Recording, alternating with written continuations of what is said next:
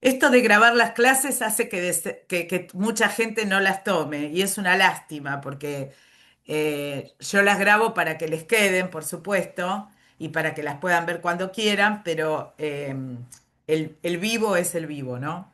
Es una pena que... ¿Están viendo el documento? Sí, sí. Bárbaro, Yo lo que perfecto. no escucho son las grabaciones, porque miro la clase, me interesa más. Después lo recorremos Ah, de sí, nuevo. sí, si no está piola el PDF, porque cualquier cosa que tengas Sí, sí, sí. que volver, lo tenés ahí. Bueno. ¿De qué se trata el camino del héroe? Este camino del héroe del que se habla muchísimo, no solo en la ficción, sino yo veo que, por ejemplo, los coach o coaching, nunca sé bien cómo se dice, trabajan con el camino del héroe, con los arquetipos, los consteladores trabajan con el camino del héroe, sus arquetipos. Casi todo el mundo lo está usando hasta en el tarot, está el viaje del héroe, ¿no? Dentro del tarot. ¿Por qué? Porque este viaje del héroe es una estructura narrativa, una estructura mítica que se utiliza no solo en obras literarias, en películas, sino en casi todo lo que tiene que ver con un recorrido de vida, ¿sí? Fue introducido como viaje del héroe, como camino del héroe, con ese nombre, por Joseph Campbell en su libro El héroe de las mil caras, que lo voy a pasar en el grupo, algunos ya lo tienen.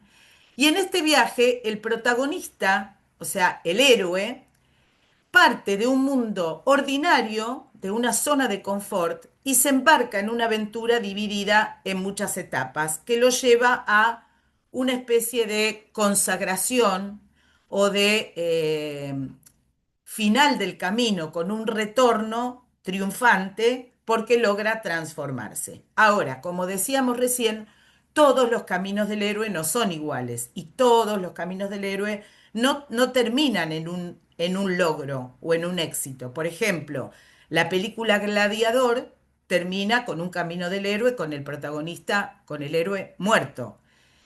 ¿Por qué es un camino del héroe igual? Porque ese héroe mártir quiere la muerte, busca la muerte para reencontrarse con su familia. Entonces él tiene como objetivo más tarde o más temprano morir en la arena de lucha para poder trascender desde su fe cristiana a encontrarse con sus seres queridos. ¿Cómo es la estructura de este camino del héroe? Es una estructura circular. Cuando digo circular es porque a lo largo de una vida recorremos el camino del héroe muchas veces. O sea, cada vez que tenemos un conflicto que resolver o una situación o un ciclo de vida, digamos, en la infancia recorremos un camino del héroe hasta llegar a la adolescencia. En la adolescencia recorremos otro camino del héroe hasta llegar a la juventud o a la primera madurez. Luego viene otro camino del héroe que tiene que ver, bueno, nazco en una familia que me educa, que o no, o me dan o pasa algo, hago un aprendizaje, ese aprendizaje me prepara para otra etapa de la vida, en otra etapa de la vida tengo que asumir responsabilidades, en otra etapa de la vida tengo la duda existencial si soy o no soy lo que quiero ser, y en la etapa final tengo una especie de retorno, pero que también implica otro recorrido del héroe, supongamos desde que me jubilo hasta que terminan mis días. Entonces, siempre estamos recorriendo ese camino y en ese camino, como heroínas y héroes de nuestra historia, enfrentamos desafíos, cambiamos, crecemos y nos transformamos, ¿no? De esto se trata este camino. En el caso de las construcciones de historias de ficción, como lo que estamos aprendiendo a hacer, este camino del héroe toma como y una importancia más grande porque yo no solo estoy atravesando mi camino del héroe escribiendo esta historia, sino que estoy haciendo que los personajes también tengan su recorrido del héroe atravesando la historia que yo les estoy escribiendo, atravesando este arco de personaje. Este patrón, que es un patrón del inconsciente colectivo del que habló tanto Carl Jung, es un patrón que se repite en todos los relatos de todo el mundo, de toda la humanidad. Es un relato universal que acá, en China, en Turquía y en Egipto, siempre tiene el mismo recorrido. Sobre todo si yo lo comparo con personajes importantes de la historia universal, como si les dijera, desde Jesucristo hasta Buda, Napoleón, vamos a ver que atraviesan este mismo camino del héroe, porque es un camino mitológico y es un camino que está en nuestro inconsciente y que es muy poderoso para comprender la evolución, no tanto personal, sino, no solo personal, perdón, sino de lo que vamos a crear. Y absolutamente todo el arte recorre este viaje del héroe. Este viaje del héroe empieza en un mundo ordinario, que no es porque sea ordinario feo, sino porque es un mundo conocido, un mundo donde conocemos las reglas, donde sabemos cómo controlar la situación, donde las cosas que se nos presentan como conflictos son de fácil resolución, ¿no? No estamos en ningún espacio que nos genere demasiada incomodidad. Este mundo ordinario puede tener mucho conflicto, porque alguien que nace en guerra, por ejemplo, alguien que nace en este momento, en el medio de una guerra, tristemente, toma eso como su mundo ordinario. Y su mundo extraordinario es la paz. Su mundo extraordinario es poder llegar a un lugar donde haya paz, ¿no? Y lo mismo cuando sucede lo contrario, cuando en un lugar donde hay paz llega la guerra. Y entonces esa guerra se transforma en un mundo extraordinario que yo desconozco cómo tengo que lidiar. ¿Cómo pasa el héroe de un mundo a otro mundo? A partir de un llamado.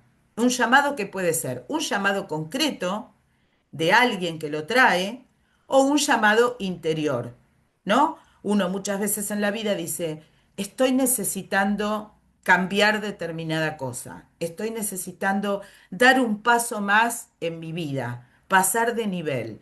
Bueno, ese es un llamado interior que puede generar un rechazo al mismo tiempo, porque cuando yo doy el paso, me encuentro con un montón de cosas que no sé ni siquiera cómo resolver. Y esas cosas me pueden traer mucho, mucho rechazo, ¿no? Mucho temor, como la idea de este cambio implica sacrificios, implica abandonar determinadas cosas, implica plantarme en determinada cuestión y lo primero que sentimos es un rechazo. Con ese rechazo viene de la mano el encuentro con una figura arquetípica muy importante que es la figura del mentor. ¿Qué es un mentor? También puede ser interno o externo. Un mentor es alguien que nos impulsa a atravesar el umbral para hacer nuestro camino. Es alguien que nos da un consejo, alguien que nos ayuda, que nos guía, que nos sostiene o que nos da ejemplos de qué pasaría si me quedo en ese lugar incómodo del mundo ordinario dónde puedo llegar a terminar. No todos los mentores son ancianos con barba y cara de sabios, como Gandalf del Señor de los Anillos. Hay mentores que son, no digo malos, pero que nos ponen pruebas difíciles para superar, porque tenemos que hacerlo para poder pasar al siguiente nivel. Eh, una vez que nosotros le hacemos caso al mentor y decimos, ok, lo voy a hacer, no es que pasamos al mundo extraordinario como si nada. Ese mundo extraordinario donde está nuestra respuesta, donde está nuestro cambio, donde está nuestra transformación o el comienzo, está protegido, ¿no? ¿Vieron como las fortalezas de la antigüedad que tenían la muralla? Bueno, esa cosa que yo quiero alcanzar para transformarme, siempre está protegida, protegida por algunos guardianes para ver si realmente yo estoy preparada o preparado para atravesar ese umbral. Entonces, cuando yo me topo con esa protección, lo que tengo que ver es cómo voy a hacer para atravesarla. Y ahí es donde me empiezo a valer de mis aliados. Los aliados, otra vez, pueden ser aliados reales, gente a la que yo acudo para aprender a pasar esa muralla, o mis propias fuerzas naturales, mi propio don, mi propio descubrir de qué estoy hecha, ¿no? Para poder atravesar ese umbral. En ese umbral, voy a encontrar también lo que son las fuerzas opositoras, los enemigos, que todavía no es el enemigo mayor. Son pruebas que yo tengo que pasar para ver si estoy lista o listo. Finalmente paso y me interno en el camino oscuro. Cuando uno, por ejemplo, comparándolo con un deseo de evolución espiritual y de lo que hablábamos hace un ratito, cuando uno tiene una verdadera intención y un verdadero deseo de evolucionar espiritualmente, todo sale mal, todo. Nos enfermamos, nos pasan cosas, nos quedamos sin laburo, nos empiezan a caer problemas de todos lados. Y eso es lo más importante, lo mejor que nos puede pasar, porque otra vez es esto que planteábamos en las pruebas elevado a la enésima potencia, donde nos espera en el fondo de la caverna más oscura, no la luz del túnel, como se decía en algún momento, sino el atravesar el conflicto mayor. ¿Cuál es el conflicto mayor? En el caso de la evolución espiritual, reconocer nuestro ser, integrarnos, hacernos uno con nuestra sombra y con nuestra luz. Y solo podemos iluminar la sombra cuando hay una gran oscuridad y cuando la podemos ver. Cuando no la podemos ver, es difícil. Entonces, en el caso de una narrativa, es ese momento donde vemos en las películas, en las historias, que está pasando lo peor de lo peor de lo peor que le podría pasar al personaje y arranca una odisea, donde simbólicamente hay una muerte y una resurrección, que es el clímax. ¿Qué quiere decir esto? Hay una muerte simbólica del ser que fue nuestro protagonista y hay un nacimiento del ser nuevo. Literal, literal, literal es la muerte y la resurrección de Cristo, ¿no? Literal como ejemplo de esto. Un Cristo que muere y resucita inmortal, resucita para mostrarle a toda la humanidad que si no atravesamos esa muerte, nunca vamos a ser lo que queremos ser, nunca vamos a ser seres completos, ¿sí? Tenemos que iluminar la oscuridad. Entonces, ahí sí llega una recompensa y un regreso con una gran lucha final. Que esta lucha final, como les contaba recién de Gladiador, tiene que ver con la decisión de para dónde voy a ir. Si voy a quedarme en el cumplir este propósito o voy a hacer de mi propósito una misión mucho mayor. Entonces, en el retorno con el elixir del conocimiento a mi mundo ordinario, yo ya no soy la misma. El héroe ya no es el mismo. Ese retorno implica que otra vez en el mundo ordinario tenga o que aprender más cosas que ahora sabe que tiene que aprender o ayudar a otros a aprenderlas, convertirse en un mentor y en el mejor de los casos convertirse en un mago. ¿Sí? Ese es como el sumum, convertirse en un sabio, en un mago que puede transformar sin necesidad de convencer. Este recorrido precioso, precioso, porque a mí me parece sublime, es un recorrido que vamos a usar no solo para construir la historia, para construir nuestra trama, sino también como construcción interior de nuestros personajes. O sea, todos los personajes que tengamos en nuestra historia, sean 5 o 20, les vamos a hacer su camino del héroe, incluido el villano. Eh, Vamos a repasar un poquito de nuevo qué le va pasando al héroe en cada paso de este camino del héroe, en estos 12 pasos, que no casualmente son los 12 meses del año, son los 12 pasos de una recuperación, de una adicción, por ejemplo, son los 12 signos del zodíaco, el mandala astral. Cada pedacito del camino del héroe pertenece a un signo del mandala astral.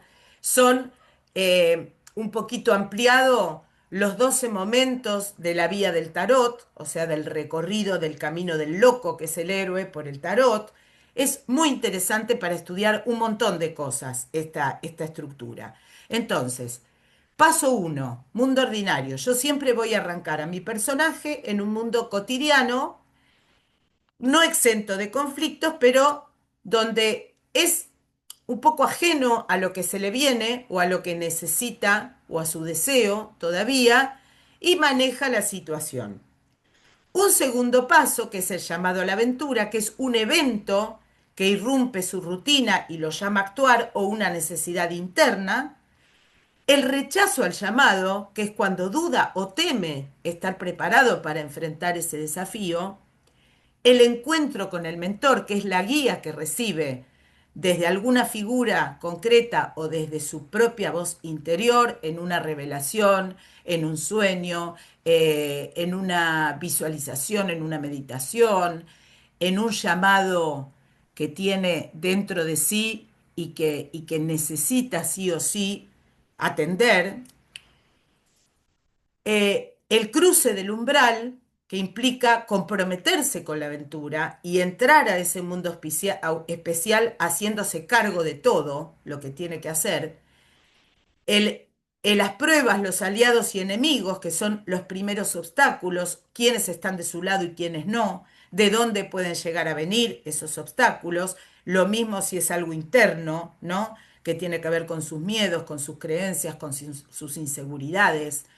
El acercamiento a la prueba profunda, la prueba máxima, digamos, donde se aproxima al gran conflicto o al gran desafío, la prueba suprema, que es superar su miedo, que es el enemigo más grande, la recompensa, que es obtener un conocimiento, un aprendizaje, un objeto, una transformación que todavía no es la transformación final, el camino de regreso y una última prueba donde se recibe, digamos, de héroe, ¿no? Donde se recibe y donde desde ese lugar decide qué va a hacer con todo eso. El regreso con el elixir significa que no solo logra transformarse, sino que logra transformar su entorno también. Eh, ¿Cómo es el camino de la heroína? Porque, digamos, más allá de que las heroínas también cumplen misiones, más allá de que las heroínas también son este, parte de ese camino de transformación, la naturaleza femenina es diferente a la naturaleza masculina.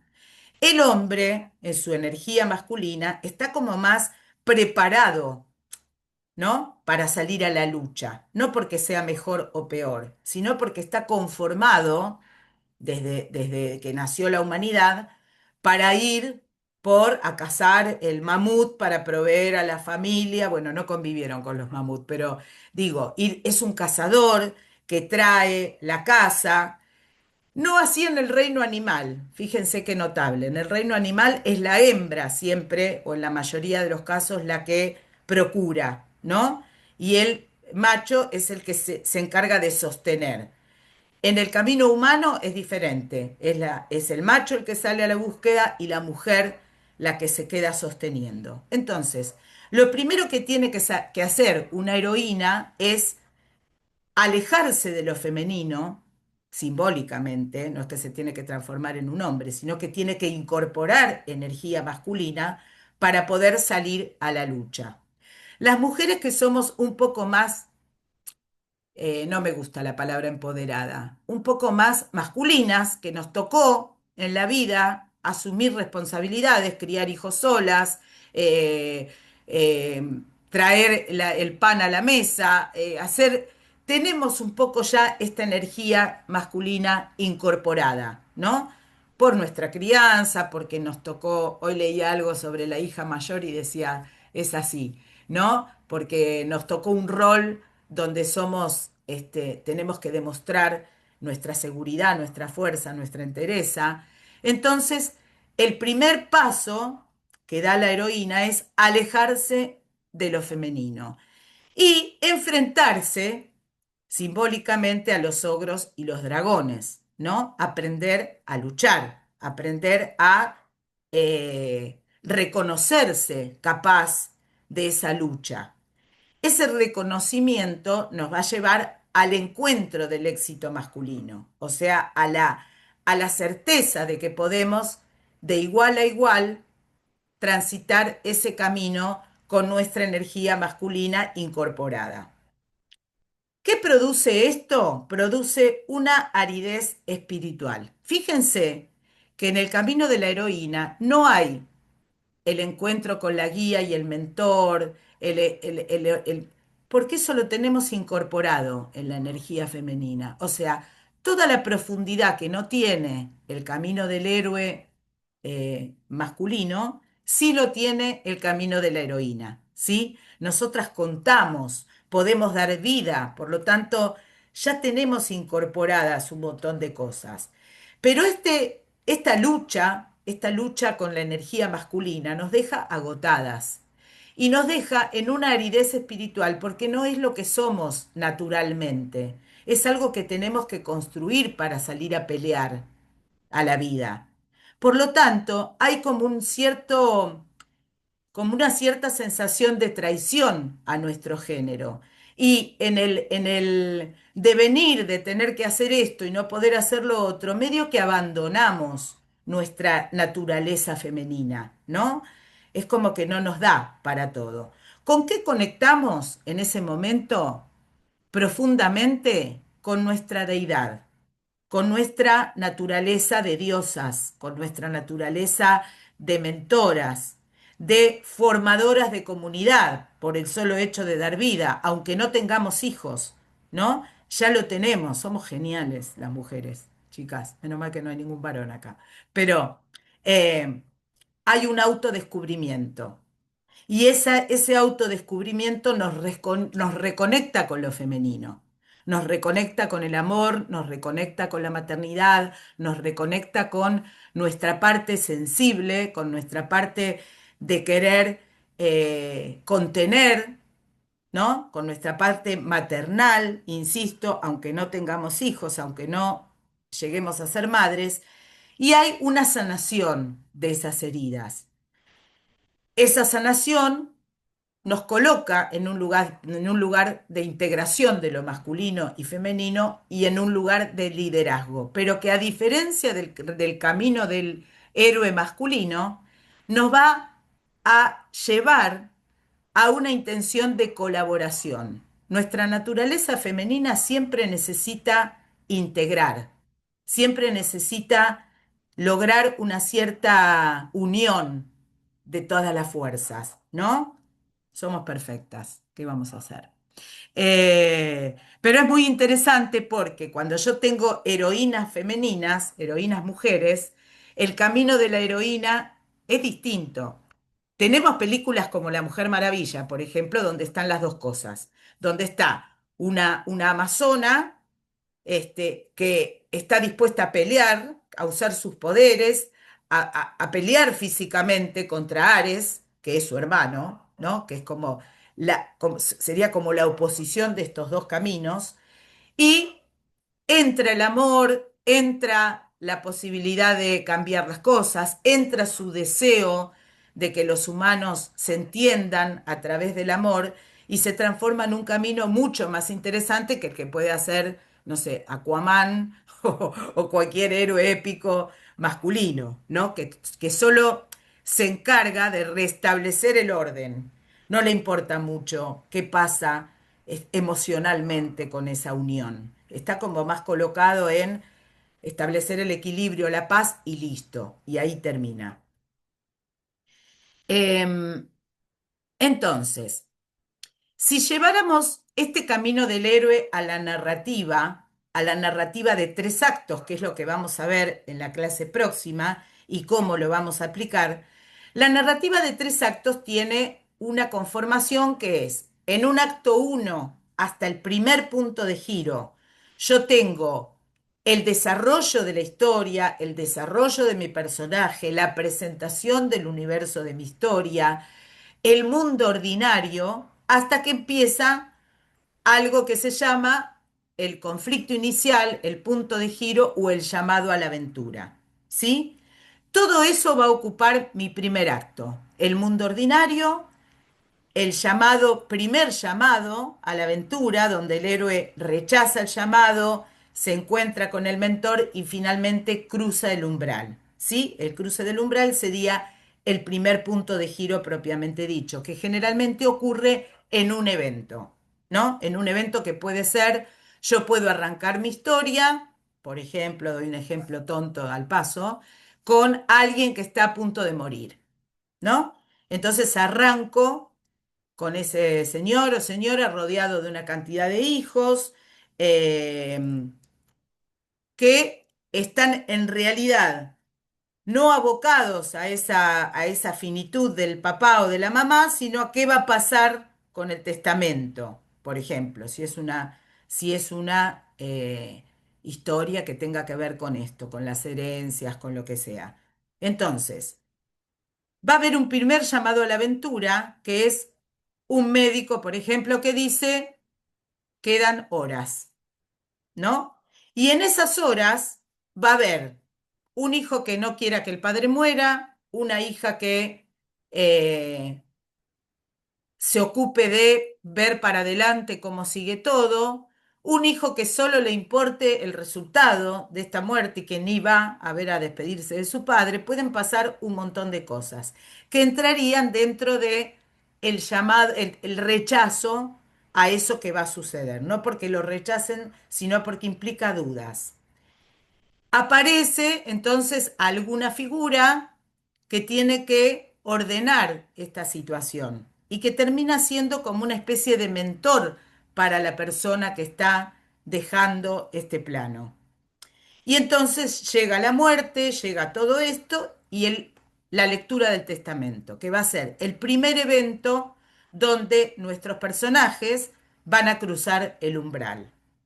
Con esa lectura del testamento van a empezar a pasar cosas, tal vez porque no era lo que querían, tal vez porque eh, está todo repartido para un mismo lugar, tal vez porque el testamento dice que la fortuna le queda al chofer, puede pasar cualquier cosa, pero eso que pasa arranca un segundo acto, que es la segunda etapa, que es donde pasa todo lo importante, ¿no? Donde vemos quiénes son los aliados, quiénes son los enemigos, cuáles son las pruebas que tienen que superar. Supongamos que en ese testamento, como una cosa que escribí hace mucho tiempo para Paraguay, el supuesto muerto deje tareas que tiene que cumplir, misiones que tiene que cumplir sus hijos para poder cobrar ese dinero o ocupar el lugar. Entonces, cada uno de esos personajes se va a acercar a esa cueva profunda, perdón, a ese lugar donde van a tener que ver de qué forma resuelven, ¿no? Para lograr esa recompensa. Van a atravesar una odisea y cuando llegue ese momento de la recompensa, iniciarán su camino de regreso transformados. Y es en el final donde yo, en el tercer acto, veo la resurrección y la última prueba para que cada uno haya hecho su transformación y su aprendizaje y el resultado final de cómo retorna cada uno habiendo después de resolver esa situación. Entonces, siempre que yo arme una historia, voy a tener este recorrido, ¿no? ¿Dónde empieza mi personaje? ¿Cuál es su llamado a la aventura? ¿Qué le pasa a partir de ese llamado? Todo lo que tiene que vivir hasta que finalmente encuentra la solución y vuelve. Supongamos que ponemos esta estructura en el camino, en el ejemplo que dimos la clase pasada de el camino de la felicidad. El personaje principal tarda bastante tiempo en recibir el llamado a la aventura, ¿no? O sea, hay mucha presentación de personaje hasta que surge la posibilidad de que él haga ese curso y entre a ser corredor de bolsa, ¿sí? Este camino más largo del inicio es porque en ese inicio pasan muchas cosas. Y es porque yo estoy mostrando muchas cosas del personaje para que tenga sentido el llamado a la aventura que yo le voy a hacer. Generalmente en una historia tradicional, una película tradicional, lo que yo uso para presentar la historia, para presentar el mundo ordinario, no son más de 15, 20 páginas. Los primeros minutos de película, ¿no? Serán unos 15 minutos. A partir de ahí ya meto al espectador en lo que es el grosso de la película. Pero muchas veces no, muchas veces lo que tengo antes es tan interesante de contar que cuando ocurre el evento del punto de giro, yo los tengo ya muy preparados para ese evento que va a ocurrir. Entonces tiene sentido estirar esa parte. Pero no se vuelvan locos ahora porque eso lo vamos a ver muy paso por paso en la trama, en la construcción. Hay tres momentos claves del camino del héroe. Un momento es el llamado a la aventura, ¿sí? Es ese momento donde yo estoy marcando para dónde va a ir mi historia. Me voy a tomar un matecito porque ando medio mal de la garganta. Eh, ¿Dónde va a ir mi historia? ¿Cuál es el patadón inicial? ¿Cuál es el problema grave que yo le estoy poniendo a mi personaje, sea desde afuera o desde adentro, para que se inicie la aventura? El segundo momento importante es la decisión, o sea, la misión que tiene que cumplir el héroe, que ya no lo deja volver atrás. O sea, una vez que dice sí, hay una toma de conciencia sin saber lo que le espera, o sea, un salto al vacío. Así son los procesos de transformación, arriesgados y dolorosos, y él salta al vacío igual. Y el tercer momento clave es, por supuesto, el regreso transformado, ¿no? Cómo, cómo, eh, cómo recorre esa cueva profunda donde está el problema más grave y cómo vuelve transformado de esa situación. Si lo comparamos con el viaje de la vida, como decía antes, tenemos una iniciación que tiene que ver con nuestra primera parte de la vida, con la infancia, con la educación, con esas cosas que, que suceden más allá de nosotras, porque pertenecemos a una familia, a una cultura, a un universo que forma parte de nuestro mundo ordinario. Hay un momento en el que empiezan los desafíos, empieza el crecimiento. El crecimiento incluso tiene que ver con abandonar literal ese mundo ordinario, con irnos a vivir a otro país, por ejemplo, o a otra provincia, o hacer un recorrido que nos saca literalmente de ese lugar conocido y donde va a haber incertidumbre total, porque me puede ir bien, me puede ir mal, es una jugada. Después llega el momento del clímax y la recompensa, ¿no? Donde logramos una cierta estabilidad, donde además aparecen los deseos de lo que realmente queremos ser y hacer, y finalmente la reflexión y el legado. Aparece esta necesidad en la madurez, en la vejez, de dejarle a otros un testimonio de cómo fue mi recorrido de vida, ¿no? Un lugar de donde puedan agarrarse para ver que si lo pude atravesar yo, lo pueden atravesar ellos, ¿no? Un poco, yo siempre tomo como ejemplo de vida la historia de mis abuelos, que vinieron de Italia, mi abuelo que vino en un barco, que nada, que atravesó la aventura literal y que nunca perdió su bondad, que nunca perdió su naturaleza buena,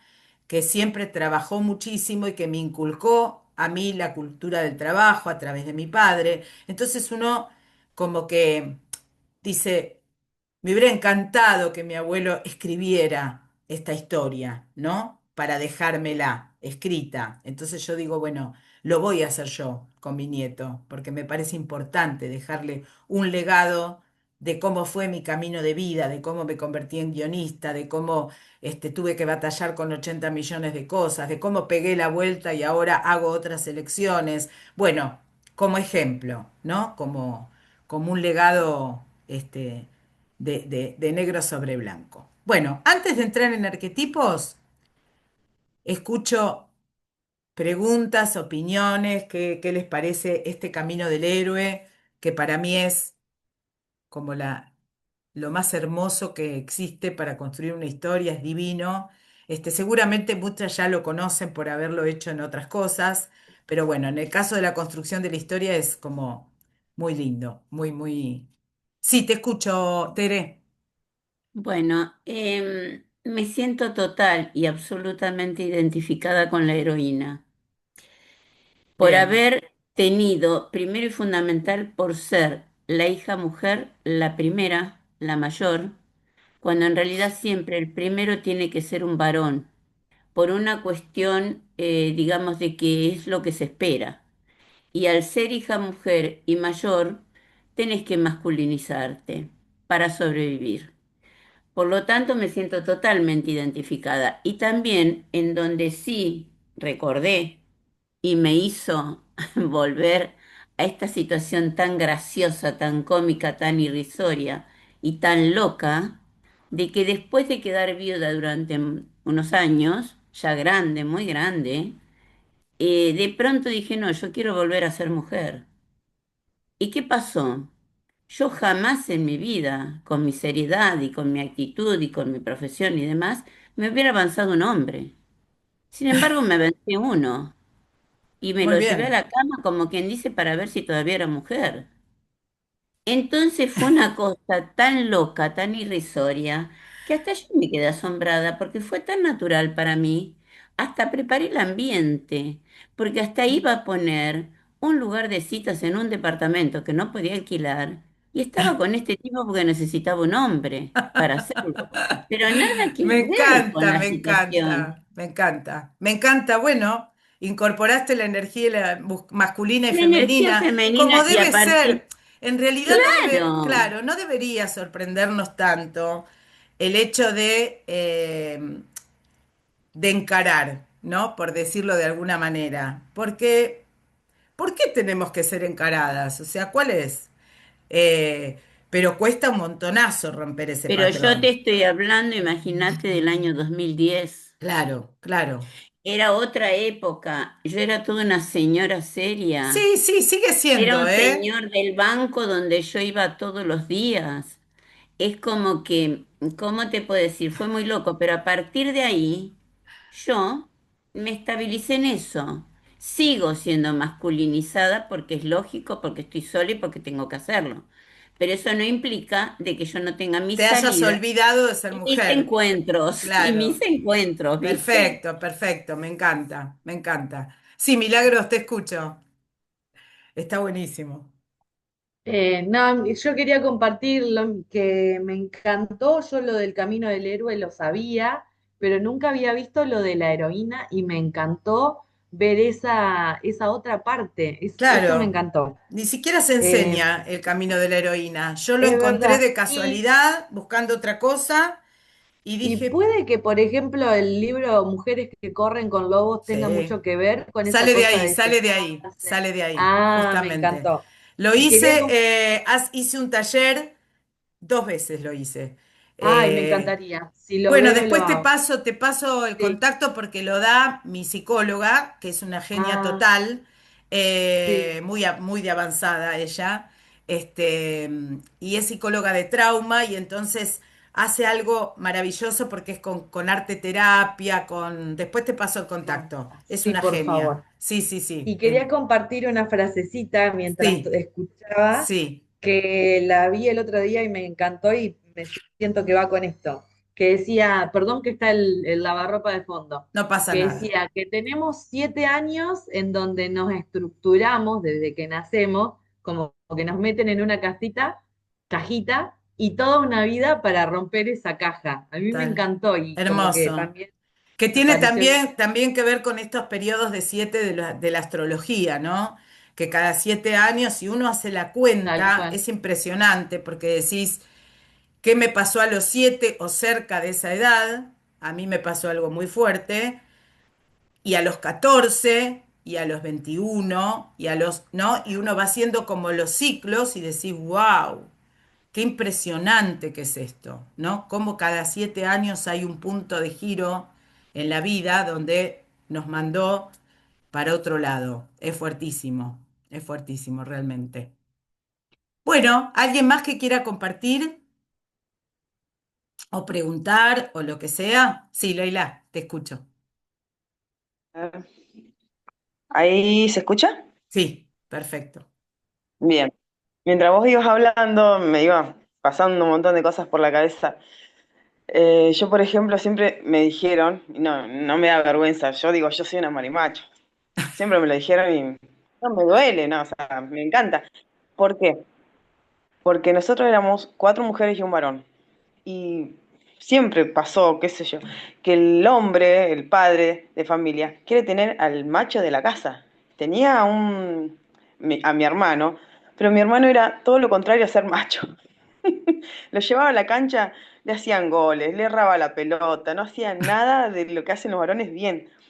Y yo veía a mi viejo, ilusionado, se iba para la casa con la Sufría. cámara de foto, porque es fotógrafo. Iba triste y yo dije, yo lo amo a mi viejo, quiero que esté feliz y que tenga el macho de la casa. Y me empecé a transformar en el macho de la casa. Empecé a trabajar de albañil, empecé a hacer ¿Sos hermana fútbol, mayor? boxeo, ¿Sos hermana judo, mayor, taekwondo. Leila? La del medio, la del medio. Entonces yo me crié así, mis amigos, o sea, me tienen que saludar como si yo fuera macho, hasta el día de hoy son mis amigos, 30 años de amistad. Y, y llegó un momento a los 15, por ejemplo, yo iba a folclore, mi profesora me dijo que me postulara para reina porque yo era muy linda. Sí. Yo era un Sos. macho, yo me escondía la gorra, yo escupía, yo hablaba como a un hombre, pero porque tenía que encajar en el equipo de hombres, porque muchas veces me rechazaban por ser mujer. Es más, me contaron, después lo voy a hacer si Dios quiere, en un documental, me contaba mi primer entrenador que tuvieron que hablar en la municipalidad para que me dejen entrar a un torneo que era solo de varones. O sea, soy conocida porque fui la primera mujer en jugar en varios equipos de hombres cuando eran equipos de hombres, Qué hasta que se bárbaro. formaron el equipo de mujeres. Qué bárbaro. Y entonces cuando me postulé, que me tuvieron que depilar, hacerme un montón de cosas para hacerme el cambio, yo era una mujer y era hermosa encima, y Claro, una soy. potra. Y nadie me conocía. Yo iba arriba del auto saludando, porque nos subíamos arriba del auto saludando. La gente, mis vecinos no me conocían hasta que yo dije que era yo. Y así pasó durante muchos años. Yo me sentía hombre y yo le decía a mi mamá, Dios se confundió conmigo, yo tengo que ser varón, no puedo ser mujer. Me iba a cambiar el nombre, yo me quería operar, pero a los 16 me di cuenta que era mujer y que me gustaban los hombres, me enamoré. De ahí en adelante la pasé muy mal hasta hace muy poco, siempre con los hombres. Pero yo siempre traté de ser el hombre yo. O sea, a mis hijos los Claro, crié sola. eso te Les iba a enseñé a decir. hacer todas las cosas de varón. El tema es que la energía masculina, como es una energía tan resolutiva, tan concreta, tan potente, cuando nos toca mirar, Sí, a mí ni nombre tenían para mí. Imagínate lo que esperaban un varón. Yo ni nombre tenía. O sea, en ningún momento barajaron la posibilidad claro, de que yo fuera mujer. Y, y me lo pusieron así, de pedo no me pusieron el nombre de la enfermera, que era Catalina, que hoy me hubiese encantado, pero cuando yo era chica llamarme Catalina hubiese sido un drama. Pero es muy claro. fuerte esa energía y yo también, a pesar de que no, tal vez no fui tan marimacho, siempre tuve una energía muy fuerte, Ujú. muy resolutiva. Y en mi monólogo lo digo, ¿no? En el monólogo de stand-up hay una parte donde yo digo, me hubiese encantado nacer varón, porque yo siento que a nivel familiar yo resuelvo todo y mis hermanos están en Narnia. O sea, mis hermanos se enteran a último Claro, momento de todo lo que yo hice, que se enfermó mi papá, que lo llevé, que lo traje, todo. ¿No? claro. Ay, ¿en serio? Qué Pero, quilombo, me dicen. En ningún momento dicen, ¿por qué no me pero llamaste? ¿Por qué no? bien, Porque no está, es como, claro. yo resuelvo desde esa energía masculina que estoy tratando de abandonar, porque ya me tiene un poco Sí, podrida, sí, ¿no? sí, Cuando llegues a mi edad vas a decir, claro. quiero ser nena y que todo el mundo me atienda como una reina. Sí, sí, sí. No, Ese es me mi olvidé algo camino, importante. ese es mi camino evolutivo, que aparezca alguien que me atienda como una reina. Así quiero ser. Claro. No, me olvidé algo importante, que cuando yo nací, a mi viejo lo llamaron y le dijeron que yo era varón. y él me fue a comprar ropas toda celeste y azul y llegó y se desilusionó conmigo porque yo era Claro, mujer. Así terrible, que, terrible, sí, sí, imagínate. sí. A mí alguna que otra vez me dijeron, vos naciste varón y te hiciste mujer, y te hicimos mujer. Alguna vez me lo dijeron, increíble, increíble. El trauma que le podés generar a alguien diciéndole eso. Bueno, bueno, Y eh, resulta que yo soy, cuando quiero, muy femenina también, porque fui pero modelo y entonces obvio, fui pero, femenina pero y obvio, soy, pero por tengo más el supuesto, hombre. por supuesto, pero bueno, la idea, lo ideal es integrar, ¿no? Y darle a cada cosa su lugar y no ser tan tontas y corrernos en algún Ujú. momento de ese lugar masculino para que otros hagan lo que tienen que hacer. ¿Alguien más quiere compartir? Bueno, seguimos a tema arquetipos. Entonces, este camino del héroe eh, no tiene solo al arquetipo del héroe, que podría ser, como si les dijera, el protagonista de nuestra historia. Ya vamos a ver que hay muchas formas de héroes. No todos los héroes son con capa y espada y son Superman. Hay antihéroes, hay héroes con sombra, hay héroes con otros patrones que para mí los hacen más interesantes, y hay villanos que se convierten en héroes también. ¿A qué se debe esta posibilidad de que dentro de un personaje o de un patrón existan distintas energías llamadas arquetipos? La definición de arquetipo es que es un patrón universal recurrente o un tema o un símbolo o un personaje que se repite en diversas culturas y contextos. Recién hablábamos del camino del héroe como el camino del mito, ¿no? El monomito se llama también, que tiene que ver con un recorrido que todas las figuras significativas de la historia universal de la humanidad hicieron desde que la humanidad arrancó hasta el presente. Desde un enfoque holístico, un enfoque un poco más integral, eh, estas figuras van acompañadas de otras figuras, que son energías que esta figura necesita para recorrer este camino del héroe. Estas energías se llaman arquetipos y fueron reconocidas por Jung, por el grandioso Jung, discípulo de Freud, y se refiere a los elementos comunes y simbólicos que forman parte del inconsciente colectivo de la humanidad. ¿Qué quiere decir? Que si yo veo una historia japonesa, puedo reconocer el arquetipo del protagonista de esa historia japonesa, como decía Milagros, aunque no pase nada, yo puedo reconocer ese patrón porque es un patrón que está en mi inconsciente. Aunque yo no sepa nada de la cultura japonesa, ni sepa una palabra en japonés, ni sepa por qué me están contando esa historia de un pescador al que no le pasa nada. Dentro de mí hay un patrón universal en el inconsciente colectivo donde yo voy a reinterpretar eso que estoy viendo, de acuerdo a un patrón que es para todos igual. ¿Sí? Parte de estos arquetipos que descubrió Jung los toma Campbell, que es quien creó el camino del héroe, para estudiar este monomito. Dijo, no solo existe Jesús que hizo este camino del héroe, sino que alrededor de Jesús hay un montón de arquetipos que se repiten en todas las historias. El arquetipo de la madre, el arquetipo del padre, el arquetipo de lo omnipresente, que es Dios, el arquetipo del traidor, el arquetipo de los aliados, el arquetipo de los enemigos y el arquetipo de las pruebas. Y también el arquetipo del mal, que sería el demonio. Entonces nosotros recorremos el camino de Jesús y los vemos a todos, ¿no? Al mal, que es lo que él trata de combatir con el amor, a sus discípulos, a su Virgen María, a su tentación, que es María Magdalena, eh, a sus enemigos, al traidor de Judas, al enemigo de los romanos. O sea, vemos todos los arquetipos que están incorporados en toda la humanidad. Es alucinante, porque es grandioso poder reconocerlos. Entonces, ¿de dónde sale este descubrimiento de los arquetipos?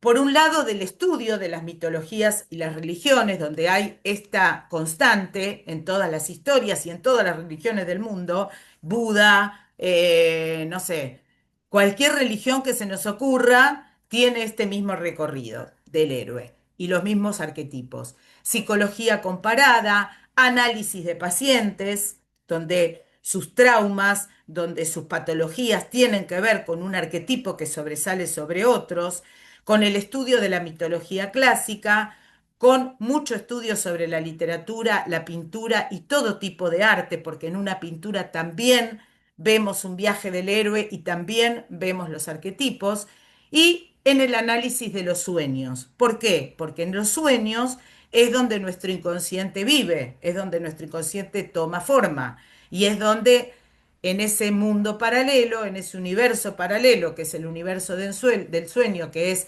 nuestra otra vida, suceden todas las cosas que nuestro inconsciente en realidad está viviendo o quiere vivir.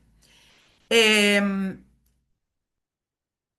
Todo esto, insisto, es todo para usar con nuestros personajes. O sea, la idea es que utilicemos todos estos recursos a la hora de crear escenas, de crear conflictos, de crear todo lo que le queremos crear a nuestros personajes. Entonces, los arquetipos eran estructuras profundas y universales del inconsciente colectivo que se manifestaban en la psiqui de las personas sin importar su cultura a lo largo de tiempo y espacio.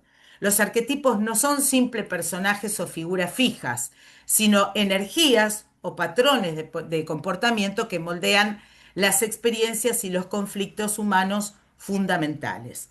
La integración de estos arquetipos en la psicología o en la psicoterapia y en los procesos de individuación de Jung, que ya vamos a ver de qué se trata, ese proceso hacia la realización completa, nos hace que haya una integración de todos estos aspectos conscientes e inconscientes con el fin de alcanzar un equilibrio, porque cuando estos arquetipos están desequilibrados en nuestro interior es cuando aparecen las enfermedades psíquicas y cuando esas enfermedades psíquicas se transforman en enfermedades físicas, porque somos un todo, y en enfermedades emocionales. Entonces, este proceso de individuación, que Jung lo llama individuación, tiene que ver con reconciliar básicamente nuestra sombra, ¿no? Que es el arquetipo más fuerte que tenemos todos, más que el arquetipo del héroe, de tal. El arquetipo de la sombra es el que le gana al resto. ¿Por qué? Porque tiene los aspectos ocultos, los aspectos reprimidos de nosotros mismos, los que no conocemos. Entonces, la integración de la sombra junto con la integración del alma, que es lo que Jung llamó el animus y el ánima, que son estos aspectos ocultos, reprimidos, perdón, estas energías masculina y femenina, ¿no? De las que estamos hablando recién, nos hacen que aceptemos todo lo que somos en totalidad. Sí, tengo estos defectos, bancátelos, tengo estas virtudes, bancátelas también, tengo estos dones, tengo este poder, tengo esta necesidad y tengo este deseo. Y para lograr esa unión tengo que superar miedos, tengo que superar conflictos, tengo que atravesar umbrales, tengo que descreer creencias limitantes y todo el desafío que nos lleva a la evolución de nuestro ser a lo largo de la historia y de nuestros personajes a lo largo de la historia. Entonces, ¿cuáles son los 12 arquetipos de Jung? Los 12 arquetipos principales de Jung arrancan en una figura que es el inocente. El inocente tiene como meta ser feliz, ¿sí? Inocencia está vinculado a ingenuidad, a cierta falta de maldad, ¿no? A una figura como muy crédula. Entonces, siempre nuestro héroe el héroe de nuestra historia, arranca en un estado de inocencia, como cuando venimos al mundo. Ese estado de inocencia eh, tiene un miedo principal, que es el miedo a ser castigado por hacer algo malo, ¿no? El miedo a dar un paso y equivocarse en ese paso. Por eso el inocente es el que está en el mundo ordinario, es el que no se anima a dar ese paso necesario para crecer.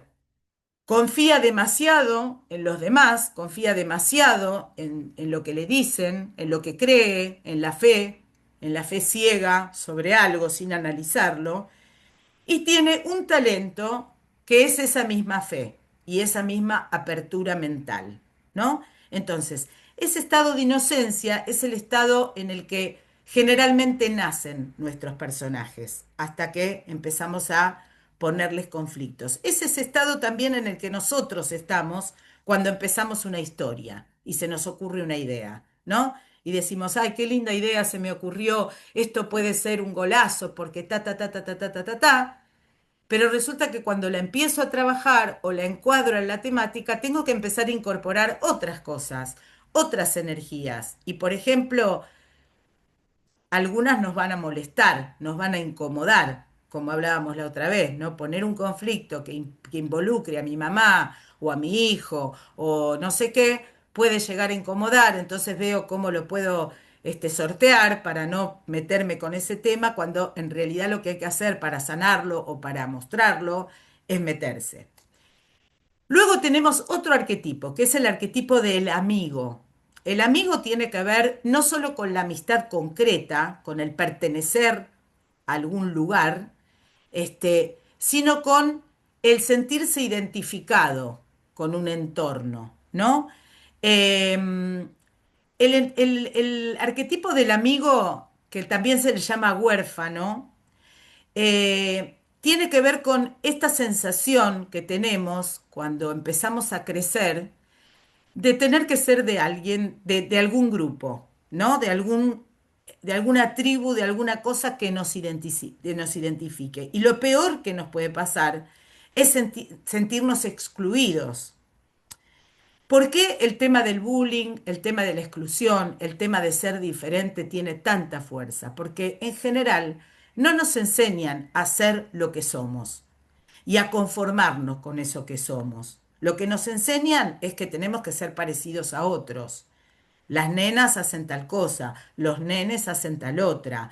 Si no le caes bien al grupo, te van a hacer bullying. Entonces tenés que demostrar que sos fuerte, que sos canchero, que sos esto, que sos lo otro, para que no te bullyinguen, para no quedarte afuera, o tenés que sobresalir para defenderte y esconder toda tu inseguridad para que los otros te vean como un líder, ¿sí? Esa orfandad de ser nosotros mismos es lo que está vinculado con este arquetipo tan importante en la vida. ¿Cuál es la debilidad? Pasarse de rosca de esa postura y volverse demasiado cínico, demasiado escéptico, demasiado descreído, demasiado no pertenecer, ¿no? Negar, porque hay un equilibrio. Tenemos que pertenecer, pero siendo nosotros mismos. Y entonces, cuando no se puede, se llega a un extremo de se van todos a la mierda, ¿no? Me monto y salgo a la vida. Y un gran talento que es esa honestidad con uno mismo, ese estar abierto a todas las posibilidades y el realismo, esto que decíamos recién, ¿por qué no? ¿Por qué no puedo tal cosa? ¿Por qué no puedo tal otra? ¿No? En realidad puedo todo, con respeto, con ubicación, con un criterio, un sentido común. El otro arquetipo que aparece es el héroe. Y si vamos comparando los momentos de la vida, estos primeros dos momentos tienen que ver con infancia, adolescencia, ¿no? El inocente y el amigo o la orfandad. Y el héroe aparece cuando empezamos a entrar a la adultez o a la madurez, a la primera madurez. Cuando asumimos un rol de protección de los demás, a veces exacerbado, Cuando empezamos a sentir que si no protegemos nos pueden ver débiles o si no mostramos entereza nos pueden ver como personas débiles, ¿no? ¿Cuál es la debilidad o la contracara de este arquetipo? Bueno, la arrogancia, la soberbia, la necesidad de estar permanentemente combatiendo con algo, ¿no? Vieron que hay gente que tiene que vivir en conflicto y no puede estar si no está metida en un quilombo. Bueno, esta gente es la gente que malinterpreta su heroicidad, que malinterpreta sus dones, que malinterpreta su capacidad de resolución. Y puede tener un gran talento que es el coraje, obviamente, y esta cosa de la competencia que no está para nada mal, si es también con sentido común y con todos los patitos en fila. Luego llega un arquetipo que tiene que ver con esta misma etapa, con esta segunda etapa, ahora lo vamos a ver bien diferenciado, que es la del cuidador, la de ayudar a los demás, ¿sí? El temor es ser considerado egoísta, ¿no? Como que uno está ayudando para tener el cariño del otro. ¿Cuál es la debilidad? Ser explotado. O sea, ¿cuál es el peligro? Que los demás se aprovechen de esa situación. ¿Cuál es el talento o lo positivo? Por supuesto, generosidad y compasión. Personas que piensan en el otro, que son empáticos, que tienen como una disposición a ayudar sanamente al otro, no haciendo por el otro, sino colaborando con el otro. Vayan pensando en qué arquetipos se ubican, que después se los voy a preguntar. Luego viene el rebelde, ¿sí? El explorador. El arquetipo del explorador es esta etapa donde uno tiene necesidad de experimentar al máximo. Algunos lo pasan de largo y lo tienen solo como una intención y otros lo llevan a cabo. Son estas personas que en un momento de la vida dicen voy a viajar por el mundo y quiero conocer todo, me voy a meter a estudiar 75 cosas a ver de qué se trata, voy a... Está buenísimo. El riesgo o el miedo profundo es el conformarse, ¿no? Hay ahí una sensación de que si yo me conformo me estoy perdiendo algo. Y no siempre es así. La debilidad o la contracara es empezar a deambular sin rumbo y no encontrar el propósito, que es, yo creo, en lo que estamos el 99,9% de las personas, en no saber realmente cuál es nuestro propósito por todo lo que hicimos y tenemos ganas de hacer. ¿Y cuál es el talento? El tener ideas audaces, el tener una inspiración permanente, la posibilidad de que esa inspiración nos lleve al segundo nivel, nos dé impulso hacia adelante. Luego viene el rebelde, también dentro de esta etapa, ese momento de la vida donde empezamos a querer cambiar lo que no nos funciona. Empezamos a querer, esta pareja no va más, tengo que dar el paso, este laburo no va más, tengo que dar el paso, esta historia que estoy viviendo no me satisface, la quiero cambiar, esta profesión que elegí no es lo que realmente quería hacer. Entonces ahí empieza el recorrido de cambiar lo que no funciona. ¿Cuál es la frustración, el miedo? No lograr ese cambio, tener que volver a la zona de confort porque no lo conseguí. La debilidad es cierta obsesión con que eso suceda y no confiar en el proceso, tener ansiedad, querer que esto, obsesionarme con que esto suceda y no lograrlo justamente por la presión que le estoy metiendo a esa situación. ¿Qué es lo que trae como positivo? Una pasión, un aprecio por, perdón, una una fidelidad, me confundí, pero tiene que ver. La anterior era fidelidad a los deseos y al asombro, y esto trae ideas audaces, inspiración, la posibilidad de, en ese deseo de revelarme, encontrar algo que nadie encontró y que es un tesoro y que yo lo voy a dar a conocer. Luego viene otra etapa. Todas estas etapas se dividen en tres arquetipos cada una, ¿no? Etapas de la vida. Viene la etapa de una vez que yo conseguí esa inspiración que estaba buscando, conseguí encontrarle forma, como es lo que me puede estar pasando a mí en este momento, o a algunas de ustedes o a todas en este momento de la vida, es la necesidad de tener cierta paz, cierta tranquilidad para poder llevar adelante mis planes, ¿no? Es donde aparece la figura del amante, donde yo quiero armonía en mis relaciones, donde necesito tener una cierta estabilidad emocional para poder abocarme a lo que quiero ser. El miedo siempre es a no ser amado. El miedo es si yo elijo ir por este camino me pueden abandonar, pero tal vez es parte del proceso, ¿no? La debilidad en ese caso es ese temor a perder identidad por complacer a otros, a no desestructurarlos tanto que se alejen de mí. Y lo que trae como cosa positiva es esta reafirmación en la pasión, esta reafirmación en el apreciar lo que tengo para dar, en apreciar mis dones y tratar de ser diplomática, o sea, ya no soy la rebelde, soy diplomática y trato de que los otros entiendan mi proceso, que se amolden a mis cambios, ¿no? Es esto cuando uno le dice a la pareja o a los hijos, necesito hacer esto.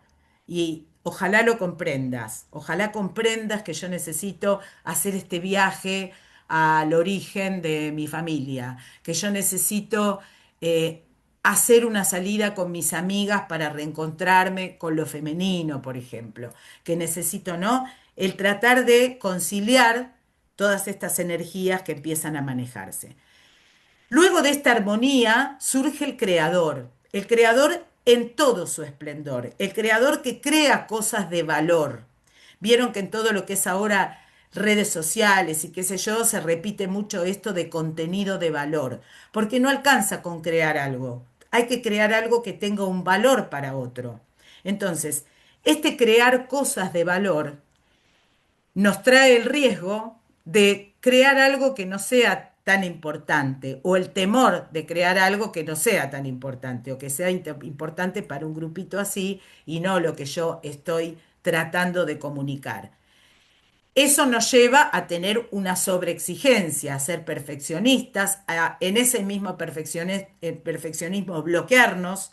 Siempre es mejor hacerlo mal que no hacerlo, ¿no? Porque al hacerlo mal yo siempre digo, este taller no es nunca uno igual a otro y los que están formando parte podrán ver que en cada taller yo agrego cosas y ahora lo estoy armando online totalmente diferente al taller que doy a nivel semipresencial, como es esto, o en vivo, porque aparecen cosas, porque surgen ideas, porque yo aprendo mucho de ustedes, aprendo de lo que escriben, aprendo de lo que preguntan, entonces cada vez le voy dando una cosita más, pero no digo tiene que ser perfecto. Digo, voy aprendiendo y voy incorporando. Y capaz que al que viene al próximo taller le incorporé cosas que eran las que necesitaban aprender las personas que formaron parte de ese taller. Entonces, ¿cuál es el temor o la debilidad? Querer lograr el perfeccionismo, querer lograr que no haya nada hecho mal, y eso nos bloquea, porque siempre va a haber algo mal. Y lo que nos trae es el activar nuestra creatividad y nuestra imaginación. Ustedes construyendo historias, con sus propias historias o con las ideas que quieran, están activando terriblemente su creatividad y su imaginación para tratar de incorporar todo esto que están aprendiendo, pero no perder la esencia de su historia. Y si el conflicto no está justo donde tiene que estar, va a servir igual. Y si no hay un gran punto de giro, va a servir igual. ¿Sí? Siempre va a servir lo que ustedes hagan como creación, porque para mejorarlo siempre hay tiempo. En esa relectura que yo les puedo hacer, les puedo decir, che, mira, acá está pasando algo que vos contaste, que de hecho es lo que hago en las mentorías, que lo pasaste de largo y acá hay un mundo para contar. Uy, sí, porque esto pasó tal cosa y tal otra. Bueno, abrí y metelo, ¿no? Em, Luego del creador, luego de que nos volvemos creadores y estamos en nuestro momento de expandirnos y demostrarle al mundo lo que traemos para contar o para hacer, viene la etapa de divertirse, de gozar, de disfrutar con eso, ¿no? En mi caso tiene que ver con el subirme al escenario, con el stand-up, con todo esto que yo les cuento como algo que tiene que ver con un llamado a la aventura que yo estoy viviendo en mi vida y también con reírme de muchas cosas horribles que me pasaron en la vida por estar ocupada de un... Siempre pasa, uno se desequilibra. Entonces, estando ocupada de algo, se me fue a la miércoles todo lo demás. Y me estoy riendo un poco de cómo yo traté de salvar toda esa situación insalvable, como las parejas, por ejemplo. Entonces, me empiezo a reír, empiezo a aligerar, ¿no? A desdramatizar, como dice Moria, que amo esa palabra, desdramatizar, a volver comedia la tragedia. ¿Cuál es el miedo? Bueno, no hacer reír a nadie, o sea, ser aburrida en lo que estoy contando, que nadie se esboce una sonrisa con cosas trágicas que me pasaron y que yo convierto en algo divertido.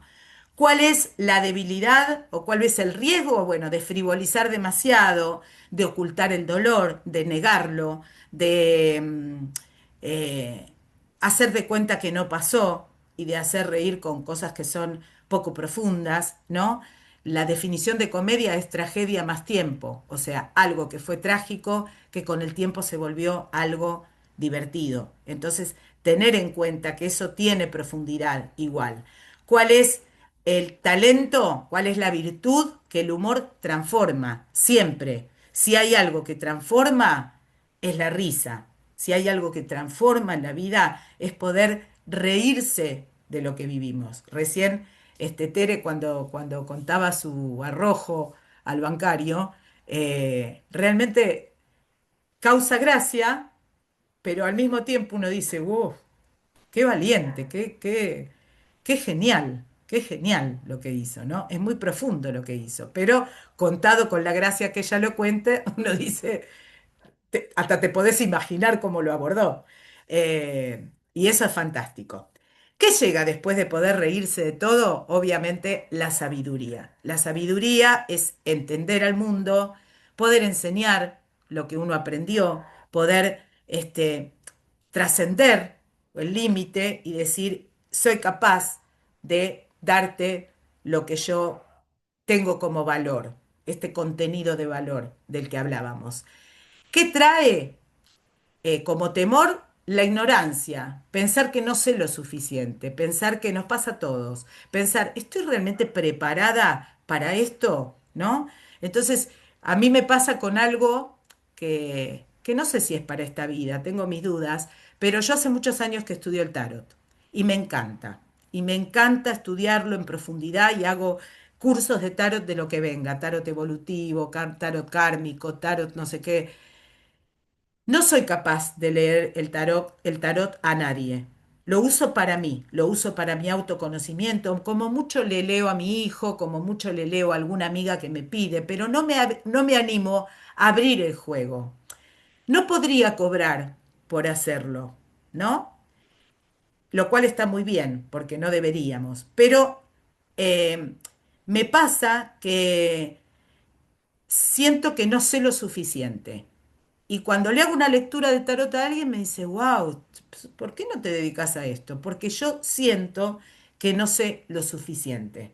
Y eso es porque no llegué todavía a un nivel de sabiduría para mí necesario, porque la que tiene que sentirse segura soy yo, para abrirle el juego a otros, porque lo que hace el tarot es abrir el juego a otros para el conocimiento, para su autoconocimiento. No es adivinar el futuro, es decirle, bueno, mira, vos tenés tal arquetipo dando vueltas en tu vida que lo tenés que tratar de sacar, que lo tenés que tratar de controlar para que puedan entrar otros, ¿no? Y eso aparece muy claramente en las lecturas de las cartas. Entonces, el temor a la ignorancia nos trae esa debilidad de indecisión por exceso de análisis. O sea, yo estoy analizando demasiado si soy capaz de esto o no.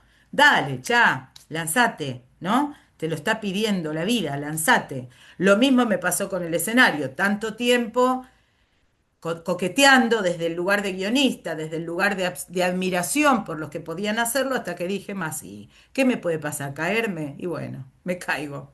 ¿Cuál es?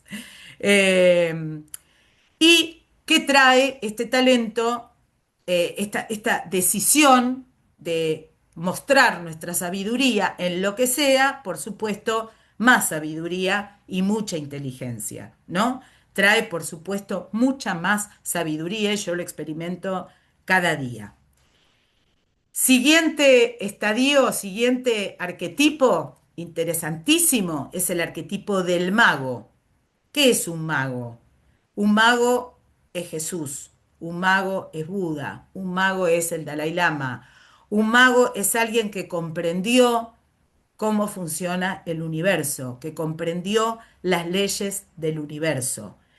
Comprender las leyes del universo a veces trae un temor muy grande, que es las consecuencias negativas de saberlo todo, ¿no? Por eso no todos llegan a ese lugar, porque hay que superar ese temor a que algo que yo digo como una verdad absoluta o que estoy transformando desde mi propia convicción no le pueda hacer daño a otro. ¿Cuál es la debilidad? El caer en la manipulación, el caer en el egoísmo, el manipular las mentes de las personas, que esto lo vemos a diario, ¿no? Las personas que se creen reyes del universo, cómo manipulan nuestras mentes, sobre todo ahora, con este Urano tan generoso con las redes sociales y demás. Y lo que tiene como hermoso es transformar una experiencia con visión. O sea que nosotros podemos a través de esa transformación tener la visión de lo que queremos y de lo que deseamos para nosotros, para el mundo entero, para la humanidad.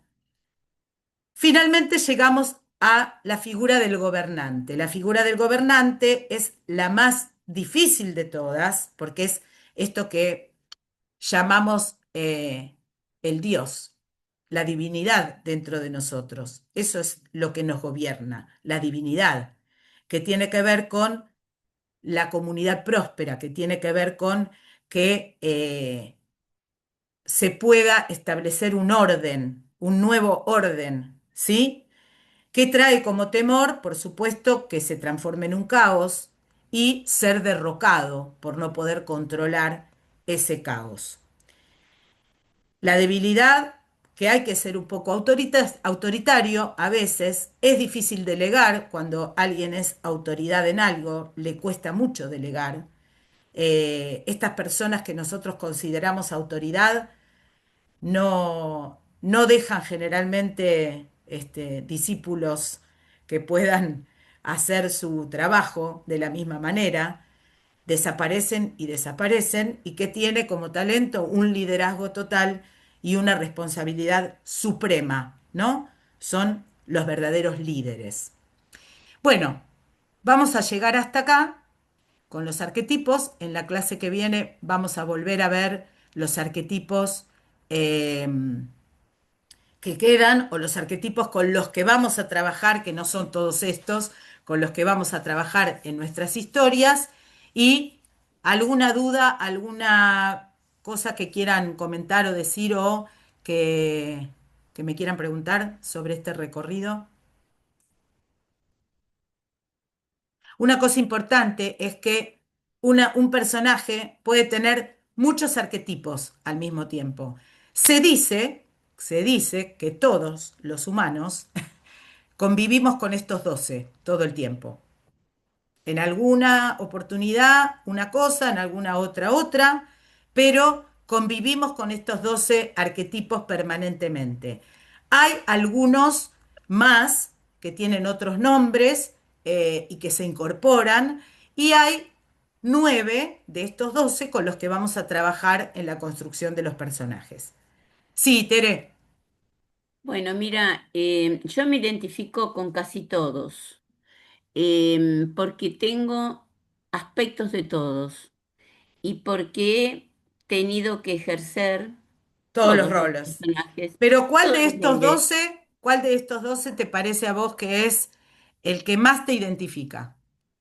Y mira, el que más me identifica es es que no tengo uno más que el otro, pero sí lo que sí sé es que llegué hasta el sabio, porque puedo transmitir todo lo que a mí me ha pasado y realmente ha ayudado a mucha gente. Bien. Entonces, y entiendo algo del mundo y de las leyes del universo también, porque me he interiorizado mucho en el tarot y en geometría sagrada, que me gusta muchísimo todo lo que es fuera, lo para, lo paranormal, lo que está fuera, lo que nadie averigua, lo que nadie... No soy de aceptar nada sin cuestionarlo. Todo lo cuestiono y todo lo averiguo. Entonces, sí, y además he incursionado y me he reinventado mil veces, Sí, mil eso veces. yo creo que todas somos un poco esto, ¿no? Esta convivencia con los arquetipos.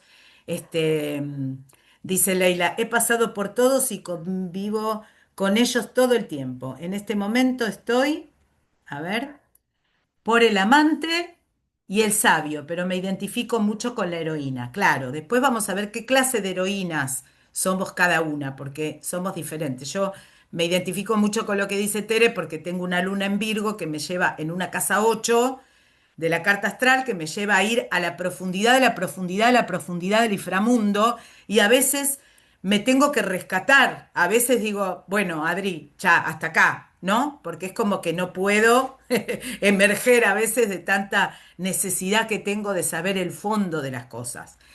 Es Eh, que yo también tengo casa 8. No sé por claro. qué, porque te digo No, no, mucho, no bueno, sé el además tema. vos sos Escorpio, Pero entonces es tu sí, casa, es la casa de lo claro, oculto, de lo profundo, sí, de... sí. Y Sí. el ocultismo es una cosa que para mí es como que me llama, pero a lo tonto y a lo pavote. Claro, Luna Escorpio en casa 6, hermosa, hermosísima. Bueno, algo que les cuento extra. Yo utilizo todos estos recursos para escribir. Todos. La astrología, el tarot, la geometría, la numerología, el eneagrama. Todo, todos los recursos que yo encuentre los utilizo para la escritura. Y se hace mucho más, no solo mucho más interesante, sino mucho más divertido. Por ejemplo, yo creo a mis personajes y les hago una carta natal. Y después esa carta natal me marca cómo actúan mis personajes. Porque no es lo mismo decir un texto con un Aries con ascendente en Capricornio y con luna en Aries que un Libra con ascendente en Acuario y, no sé, luna en Leo, ¿no? Entonces, el investigar un poquito sobre eso nos da situaciones, nos da, por ejemplo, no sé, capaz que un Sagitario con ascendente en Sagitario, con luna en Sagitario y con ascendente en Piscis, dice todo en joda, es cínico, dice todo riéndose, ¿no? Porque es un Sagitario Sagitario, pero que tiene una profundidad, tiene necesidad de decir cosas, pero todo los dice desde el lugar sagitariano, bueno, no pasa nada, ¿no? Entonces, me marca ya una psicología del personaje y un accionar que lo diferencia de otro que tenga todo lo contrario. Entonces, es muy lindo. Yo estoy con ganas de hacer pequeños talleres, mini talleres de guión y tarot, guión y astrología, guión y todas estas cosas porque son muy divertidas, la verdad. Y además ayudan a la creatividad, básicamente. O sea, me ayudan mucho a que yo no tenga que pensar tanto cómo actúa el personaje. Si yo ya sé su característica, ahí voy y lo hago actuar y eso trae conflicto y demás. A ver qué dice Elda. Los seres humanos tenemos la obligación constante de renovarnos, por eso pasamos por todos ellos. Es cierto, es cierto, es cierto que pasamos por todos. La diferencia al conocer los tramos es que somos más conscientes, ¿no? Somos más conscientes. Entonces, todo esto que aparece como debilidad, como traba, como bloqueo de cada arquetipo, lo que tiene de lindo es que yo si lo conozco, puedo decir, en realidad estoy teniendo miedo, en realidad estoy teniendo como una carencia, me está trabando creerme demasiado, ¿no? Ser demasiado guau. Me está trabando que los otros me vean como y esta que se comió. Cuando en realidad estamos para eso, estamos para brillar. O sea, no nos tiene que importar. Hay un límite, sí. Hay una conciencia, sí. No voy a ir por la vida diciendo todo lo que vos crees es una boludez. Yo tengo una amiga astróloga con la que nos amamos y nos odiamos al mismo tiempo, porque ella es astróloga consteladora, es brillante, la verdad que es brillante, pero a ella le parece estúpido todo el que no sabe de estas cosas, ¿no? Entonces, yo hice hace 4 años una reunión de brujas, donde, porque yo tengo amigas que se dedican a la astrología, al tarot, otras que viajan por el mundo, otras que son periodistas, fotógrafas, y dije, voy a hacer una reunión con todas que no se conocen, no se conocían entre sí, y armamos un grupo que se llama Aquelarre Permanente, o sea, como una asamblea permanente de brujas. Y somos súper unidas y viajamos juntas y qué sé yo. Pero siempre hay algún quilombo porque una cree que sabe más que la otra. Y la otra vez se armó una discusión y yo dije, en realidad todas sabemos lo mismo, pero lo experimentamos diferente. O sea, para una la astrología es el único camino. Para mí, llevar todo a la escritura es la sanación total. Para la otra, sacar fotos es sublime. Y de todo nos tenemos que nutrir. O sea, lejos de discutir y de pelearnos, son todas cosas valiosas. Yo siempre digo, ¿quién puede tener 8 amigas talentosas que vivan de su talento y que cada una sepa para dónde quiere ir? Para mí es un regalo del cielo, pero, ¿no? A veces las energías humanas son complicadas, entonces hay que como que trabajar sobre eso también está bueno. Bueno, chicas hermosas, nos vemos el martes. Si Dios quiere, hoy ya bajan todas las clases y mando todo. ¿Y qué más tenía para decirles? Bueno, nada, en la que viene continuamos con esto de los arquetipos y empezamos un poquito a ver cómo se trama una historia para en la clase 6 tener ya una práctica. Les mando un Gracias, besote y que se gracias, cuiden. gracias, Son todas gracias. hermosas Gracias. y muy valiosas. Muy agradecida. Gracias. Bye bye. Chao.